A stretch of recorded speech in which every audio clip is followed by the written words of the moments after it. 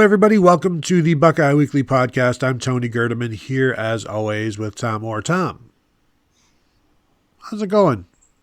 Tony, it is time once again to talk transfer portal. In this case, the Tide is coming in, or at least sort of coming in instead of going out. We've done another Tide going out show already today. Now we've got guys at least coming in for a visit, and then we'll see. We'll see if this is someone who stays or not. Yes, and the person we were talking about today is running back Makhi Frazier, who, as a sophomore this past season for Michigan State, rushed for 116 yards on 116 carries for 520 yards, 4.5 yards per carry, scoring twice, 2 100-yard rushing games in this one, both against in-state rivals, Western Michigan, 14 for 103, and then against Michigan, 14 for 109. So if the Buckeyes could land him, they've got a Mitten State killer, if you will. But certainly we know they've been looking for a running back to add to the room. They would like to have 5. They'd like to have a veteran, and he would come to Ohio State as a junior and being the most veteran of the group. And that's, of course, if they can sign him. But there's a lot of drama in the Ohio State running back room right now, as I'm sure many, many people are aware. But it's also time to start solidifying where things stand. And again, there's still a week to go before the portal closes, and more running backs will enter, I assume. But getting a visit from Makhi Frazier, I think it's a step in a direction. And they certainly need to get older. We know that, and more experienced. Yeah, they need to get older and more experienced. They also need to get a little bigger in that room because, we'll see. There's another, as you said, week before the portal closes. So we'll see who, if anyone else leaves that room. But we know CJ Donaldson is out of eligibility. So CJ Donaldson had a very specific role on this year's Ohio State team, and that was the sort of big back and the short yardage back and the guy who you could trust the most in blitz pickup and pass pro.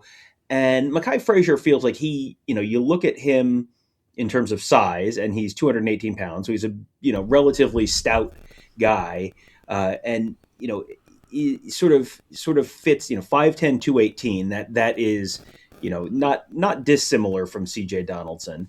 And then you look at his production, and he got hurt and missed essentially the last third of the regular season. But if you take the first 2/3 of his regular season and sort of project them out, his stats are very, very similar in terms of carries, in terms of yardage, to what C.J. Donaldson did in his final season at West Virginia. Makhi Frazier, at the end of October, had 108 carries for 493 yards. You sort of project that out, and you end up about 150 carries for 750 yards. C.J. Donaldson at West Virginia, 163 carries for 734 yards. These are very, very similar statistical profiles.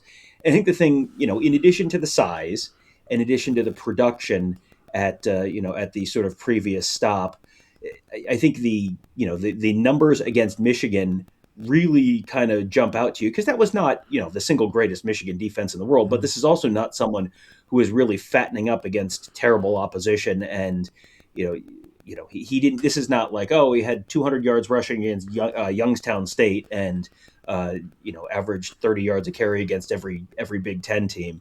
7.8 yards per carry against Michigan. He had one long one there, but that is certainly, if you told Ryan Day you're going to have a running back who's going to put up 14 carries for 109 yards against Michigan next year, I think he's going to take that gleefully and with a smile on his face. So, this feels like someone that Ohio State should be interested in bringing in. Obviously, they are bringing him in for a visit, so they're obviously interested in bringing him in. But this is someone that Ohio State should, it feels like a very natural fit for this running back room without necessarily upsetting the balance of the running back room, because this is a role that they don't necessarily have among the guys who are already in there.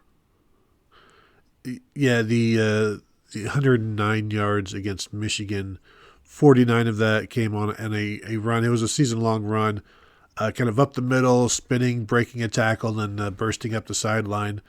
And after contact for that 49-yarder. Overall, I was looking at his third down runs of 1 to 3 yards to go. He ran the ball 9 times in those situations of third and short, picked up 5 first downs. got better as the game went on. First quarter this past season, 4.3 yards per carry. Second quarter, 5.1. Third quarter, 3.6. And then fourth quarter, 5.4. And then in overtime, 6.7 yards a carry. Of course, there are only 3 of those. But again, a guy with experience has been through the ringer of the Big Ten, has seen it for a while now, and also brings more competition to the room. And I don't know what the room is going to look like in 2026 at this point. There's a bunch of speculation about Bo Jackson's situation and a bunch of conflicting information out there on all of that. But regardless, Ohio State has a pretty good idea of what's going to happen. And this was in the works. This has been in the works. And they have to prepare themselves for anything.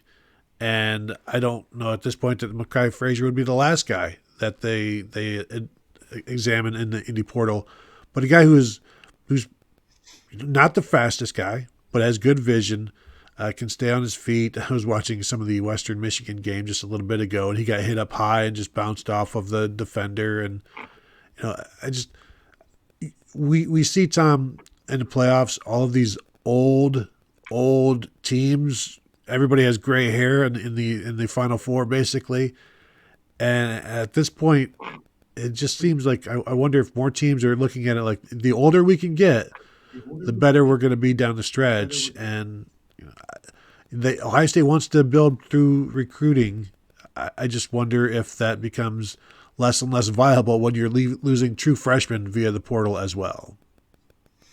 Yeah, I think this is an addition that I think makes sense. If they keep everyone in the room, all the existing people in the room, if they all stay, this is an addition that makes a lot of sense. If you lose someone in the room, this is also an addition that makes a lot of sense. Mm-hmm. This is a guy who feels like that this is a supplementary addition rather than a supplanting potential addition for Ohio State. If you keep everyone in the room, you still need someone who is going to be that sort of short yardage back, who's going to be the sure thing in terms of blitz pickup and pass pro and all that kind of stuff. Maybe the other guys in that room. I mean, you had everyone else in that room was that is remaining on this roster was a true freshman last year. So Bo Jackson, Isaiah West, Turbo Rogers, those are all guys we saw to varying degrees. Turbo Rogers we didn't see because of injury. Isaiah West we saw some. Bo Jackson we saw earn a much bigger role. James Peoples is gone. James Peoples is off to Penn State. CJ Donaldson is off to the NFL. You've got to have another older, more proven guy in that room just to fill sort of some of those just the not particularly exciting portions of the running back room. Like I think Bo Jackson does a lot of the exciting stuff well, and I think he probably is going to grow into a better and more well-rounded back in his second season. But even so, you need someone else who's going to be able to kind of do some of the dirty work there. Where if Bo Jackson progresses more in certain areas and not as much in others, you don't know.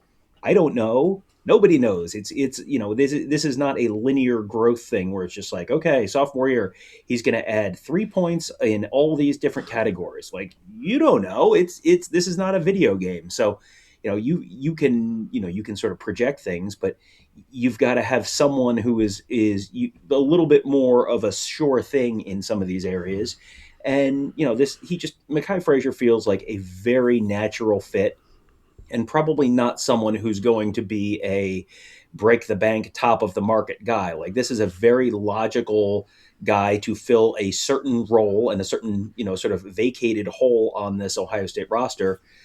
To me, this one makes a ton of sense if both player and team feel that it's a good fit. And so he will be visiting Ohio State this weekend. We'll see how that goes. And you wonder if you can let him leave without signing something, or if Ohio State simply doesn't know enough at this point of what the room is going to look like. But like you said, you can bring him in regardless of what happens with Bo. And although then it's like, well, do Makhi's agent does he want to wait to see what happens? Because then, if there's no Bo, maybe there's more money for me. And that's all I thought that every single agent has in their mind every single second of every single day. But there you go. Makhi Frazier on his way to Ohio State for a visit. We'll see what happens from there. If you're watching, go ahead and hit the thumbs up. We'd appreciate that. Subscribe to the channel. Hit the bell to be notified. That way you won't miss any of the visits, any of the departures, any of the breaking news that we got for you. Of course, you can find us at BuckeyeHuddle.com talking about all of it there as well. So thank you all for tuning in, and we'll talk to you all later.